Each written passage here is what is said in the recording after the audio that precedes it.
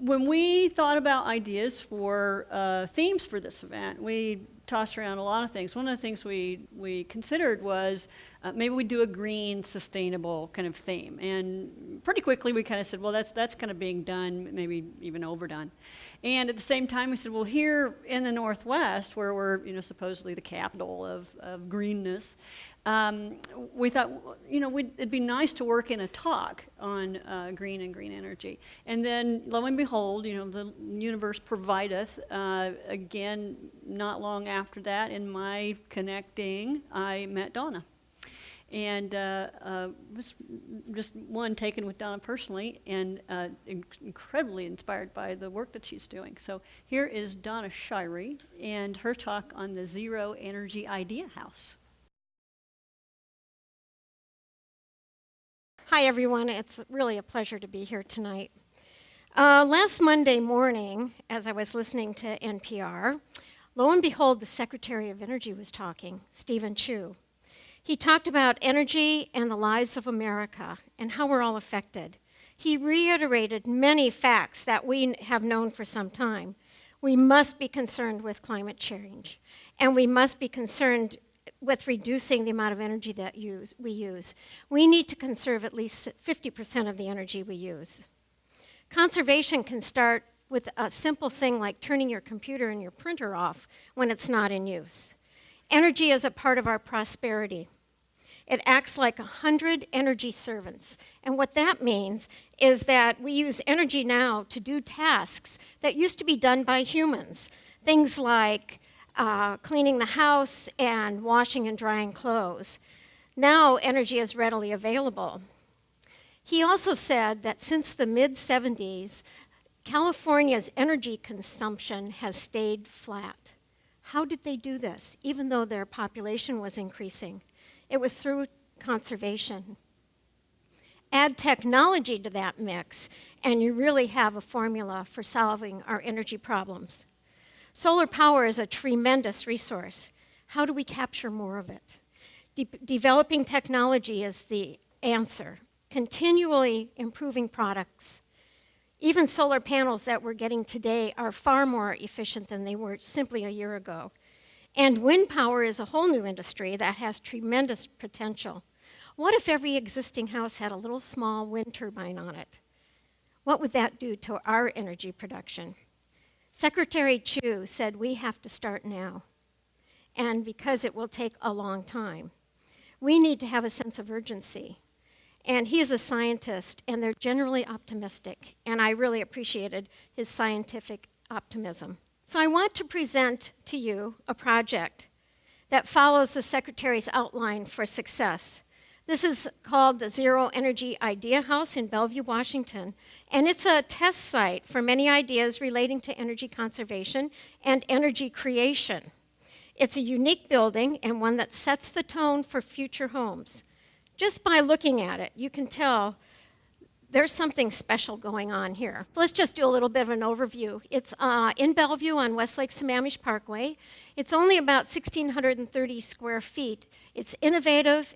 It's a green demonstration project showcasing energy efficiency practices and products. We want to inspire homeowners to move towards energy independence. This combines energy generation and conservation techniques. So we have a lot going on in this little house.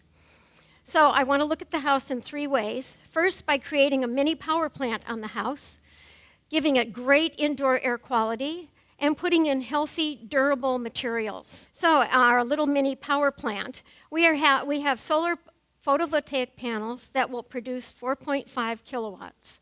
We have a wind turbine called a helix wind that will create 2.5 kilowatts. And we have solar hot water, which are in evacuated tubes, and they'll be our radiant floor heat and preheat our domestic hot water. So indoor air quality is extremely important. You've heard the thing, oh, we're building houses too tight. No, we're underventilating houses. So the saying is build tight, ventilate right. So this house has an energy recovery ventilator. So wherever air goes out of the house, it comes in as makeup air. How do we know if a building is tight? There's two systems. You can use a blower door test. It sucks air out of the house, creates a negative pressure, and air comes in through any little airway that we might find. And thermal imaging will find those airways and show us in color. You also want to limit toxins coming into the house, and that can be as simple as taking shoes off at the door and leaving the toxins from the outside world out there. Health durable materials. These are low VOC finishes. I'm sure you've heard of those. And you don't want to put any materials in that will off-gas, like formaldehyde. For me, I have to put in the ease of cleaning because I feel that that's very important. As an industry, home builders and remodelers find themselves in a very unique position at this time. This is because we have the ability to have a positive effect on energy efficiency of existing homes and on homes that will be built in the future. Did you know that there's 128 million existing houses in the United States? On average, Americans spend huge amounts of money every year on heating fuel, whether it's gas, coal, or electricity. As a result, we live in a country that not only wastes fuel, but we spend a lot of money to do it. Why would someone want to build an energy efficient house? Are you crazy?